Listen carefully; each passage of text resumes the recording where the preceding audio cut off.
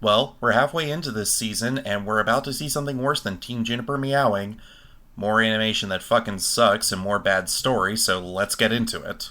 So picking up from where we left off, Blake tells Ruby to grab Yang and that she will distract Weiss so that Yang and Ruby can look for Weiss's heart. Ruby finds a room that is just a giant stone Ouroboros surrounded by white fabric. She sets a fast travel point and grabs Yang and mentions that she feels like she isn't doing a good job as a leader. And in a moment of Yang being smart, she says that there isn't time for this and that they need to continue. Back in the snake room, Ruby pulls out the red knight from the last episode and it opens the way. But Kleinbot shows up to stop them. Cut over to Blake and her 3D render distracting Weiss. Blake tries to rehash the argument they had in episode 3, but Weiss goes full supremacy mode and says that she won't wait for Winter to pass judgment and will kill her then and there. And then she summons Grimm. Keep that pin in your brain. I want to come back to that. Blake gets away and Whitley tells Weiss that Yang and Ruby escaped and we cut back to them. The fight with the bots is pretty much over and Ruby takes out Klein in 1 second. They enter a garden and use the quest item in their inventory to unlock a new area of the map, and they make a new fast travel point so that they can get the last member of their party so they can finish the raid. Wait, what was I talking about again? Jokes aside, they continue on and Blake says that Shion told them to never touch the thorns of the nightmare. Wait, when the fuck did that conversation happen?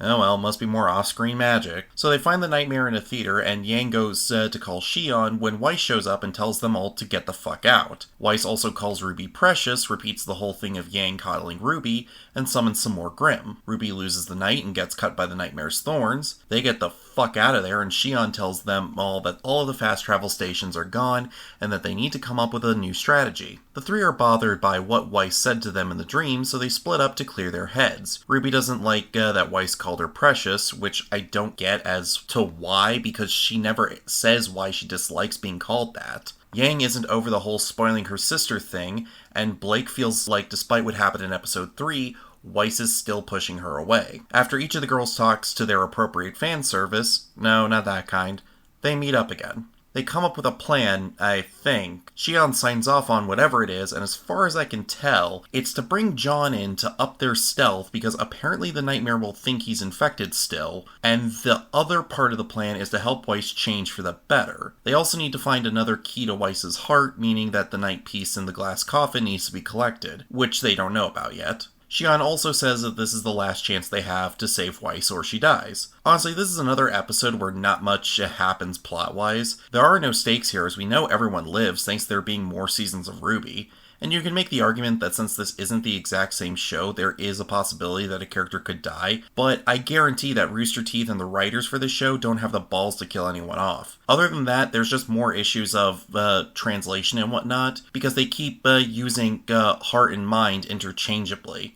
And I don't know if that's actually a translation issue or if it's just a writing issue. But moving on to the characters, there is a lot wrong here. For Yang, I will say what I said in my episode 3 review. She doesn't coddle Ruby, she encourages her. There is a difference. In this episode especially, Yang is a pillar of strength that Ruby can rely on no matter how bad things get. Blake talks about how she never lost hope and she needs Weiss to do the same, but the thing is that Blake points out that the violent members of the White Fang are the ones who lost hope for a better world, and she was working with them so Blake did lose hope. She found it again, but the line is so dumb because it forgets a crucial detail of the character. Nora of all people gets mischaracterized here, as when they are discussing John being a part of the plan, she says that John will not be worth noticing, which is not what Shion said, and it just comes off as pointlessly mean. Hell, even Ren says that she's wrong when she says that. Penny makes an appearance here as well, and she talks like a robot and not like a weird girl. Ignoring the potential for plot inconsistencies if they ever cover the events of Season 2, this is not how Penny would talk or act. She's trying to hide the fact that she's a robot from other people. Even in the original show, Ruby only finds out that Penny is a robot after she gets hurt. So why on earth is she talking like a sentient CPU? And then of course we have Weiss. And now we can add her summoning to abilities that she has in the dream. I will admit that the idea that Weiss has access to abilities she knows she has, but she isn't capable of using in the waking world is perfectly fine, but her summoning feels completely useless here because she can already teleport things using her glyphs, and she has an endless army of robots. So this was another callback for fans of the original, and it adds nothing to Weiss herself. Other than that, no one else gets characterized or mischaracterized again, so these motherfuckers don't feel like fleshed out characters. Instead, they feel like planks of wood painted to resemble the characters that I loved. Again. Shouldn't have to keep saying shit like that, to be honest. Now, on to the animation. I actually have something new to talk about here.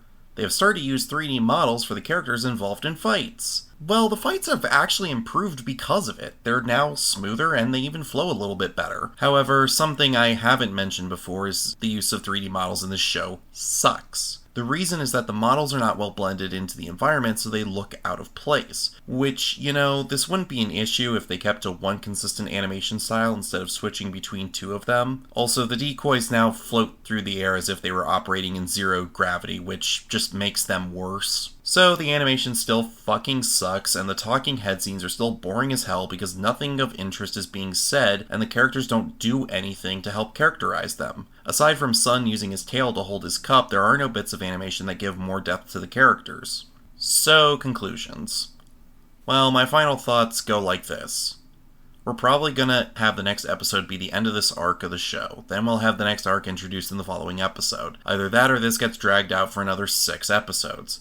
Remember, this show is 12 episodes long, and this is only the halfway point. And since the Season 1 recap took 3 episodes, I bet that's how long the next 2 arcs will be, give or take. But that's my thoughts on this episode.